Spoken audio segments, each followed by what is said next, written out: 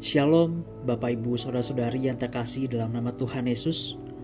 Puji Tuhan karena kita boleh bersama-sama kembali lagi dalam program Makin Dekat Tuhan. Sebelum jauh, untuk kita merenungkan firman Tuhan, mari kita sejenak berdoa. Mari kita berdoa. Tuhan, kami bersyukur sekali lagi atas kesempatan-Mu pada hari ini.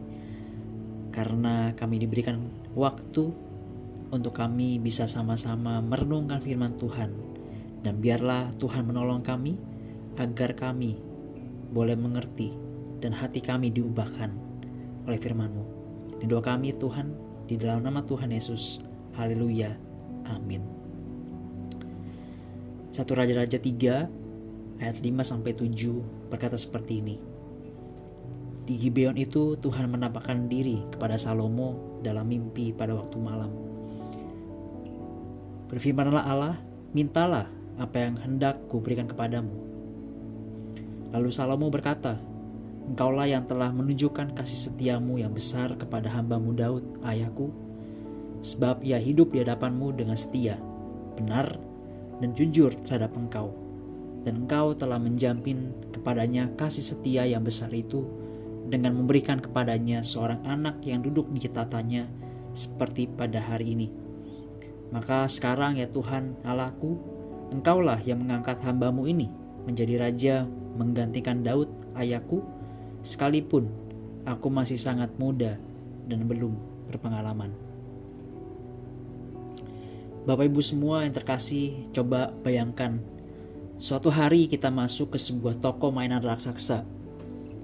Segala sesuatu ada di sana, boneka, mobil-mobilan, robot canggih, dan mainan berkilau lainnya. Lalu seseorang berkata, pilih satu, barang apapun yang kamu mau. Tidak ada batasan harga, bahkan tidak ada batas ukuran. Kebanyakan dari kita mungkin akan langsung meraih barang yang paling mahal atau paling menarik. Tapi seorang anak kecil yang saya baca ceritanya, dia tidak terburu-buru. Dia berpikir, memegang ini dan itu, lalu mengembalikannya. Pada akhirnya dia memilih sebuah buku. Katanya dengan senang hati, mainan cepat membosankan, tapi buku bertahan lebih lama. Pilihan itu menunjukkan sesuatu tentang hatinya. Dan hari ini, saya ingin bertanya kepada kita semua, apa yang sebenarnya hati kita minta? Kalau Bapa di surga tiba-tiba berkata kepada kita, mintalah apa saja yang kamu inginkan, aku akan memberikannya. Kira-kira apa yang akan kita minta? Pertanyaan ini pernah Allah tanyakan kepada seorang raja muda bernama Salomo. Di malam hari dalam mimpi, Tuhan berkata kepadanya, mintalah apa yang hendak kuberikan kepadamu. Itu bukan ujian, tapi undangan, bahkan kesempatan langka. Salomo tidak meminta istana mewah, kendaraan perang, popularitas, atau tumpukan emas. Ia meminta sesuatu yang jauh lebih berharga, yang lebih daripada emas. Salomo menjawab, berilah kepada hambamu ini hati yang faham menimbang perkara untuk menghakimi umatmu dengan dapat membedakan antara yang baik dan yang jahat. Mengapa ia meminta itu? Karena Salomo sadar akan tanggung jawab besarnya. Ia memimpin umat Allah yang sangat besar dan ia berkata, aku masih muda, belum tahu bagaimana harus keluar dan masuknya. Itu yang disebutkan hati yang mendengar. Dan Allah berkenan. Tuhan memberi hikmat yang luar biasa, bahkan kekayaan yang begitu dalamnya. Tapi kita perlu jujur, Salomo yang bijaksana pun akhirnya jatuh di kemudian hari. Hatinya terbagi oleh cinta pada hal-hal yang dilarang oleh Tuhan. Jadi, apa artinya? Artinya, hikmat saja tidak cukup. Kita butuh perubahan hati yang begitu luar biasa oleh karena Tuhan. Bapak Ibu semua, saudara-saudari yang terkasih, coba kita periksa. Apa yang paling sering kita minta dalam doa? Banyak dari kita minta masalah selesai, hutang lunas, sakit sembuh, bahkan kita berdoa untuk seseorang kita kasih untuk bisa sukses. Itu semua tidak salah, tapi kalau doa kita hanya berisi daftar belanja jasmani, hati kita mungkin sedang dikuasai oleh hal-hal duniawi.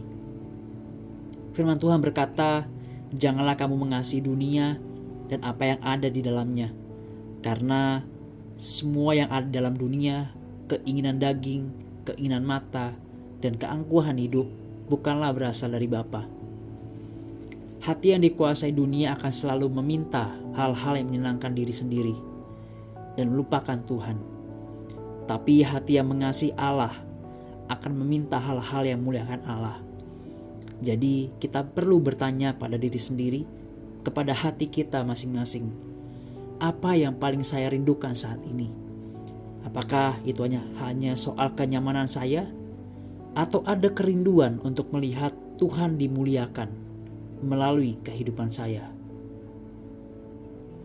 Salomo bisa saja meminta begitu banyak hal, tapi dia minta satu hal, yaitu hikmat. Mengapa? Karena ia sadar, dia dengan berkata, aku tidak tahu bagaimana harus keluar dan masuk. Inilah sebuah kerendahan hati di hadapan Allah. Sayangnya, banyak dari kita tidak meminta hikmat karena kita merasa sudah cukup pintar dan cukup kuat untuk menjalani kehidupan kita. Kita tidak lagi meminta pertolongan Tuhan karena kita masih bisa mengandalkan uang, koneksi, atau pengalaman kita sendiri. Tapi Yesus berkata, berbahagialah orang yang miskin di hadapan Allah, karena merekalah yang mempunyai kerajaan sorga. Artinya, baru ketika kita mengakui bahwa kita ini miskin rohani, kita akan kaya di dalam Kristus. Jadi, cobalah hari ini kita berkata, Tuhan, aku tidak cukup, aku butuh hikmat-Mu untuk hari ini. Itu satu permintaan yang indah di hadapan Tuhan. Ada kabar yang lebih baik daripada itu, karena walaupun Salomo meminta yang benar yaitu hikmat, kita tahu pada akhirnya dia jatuh juga.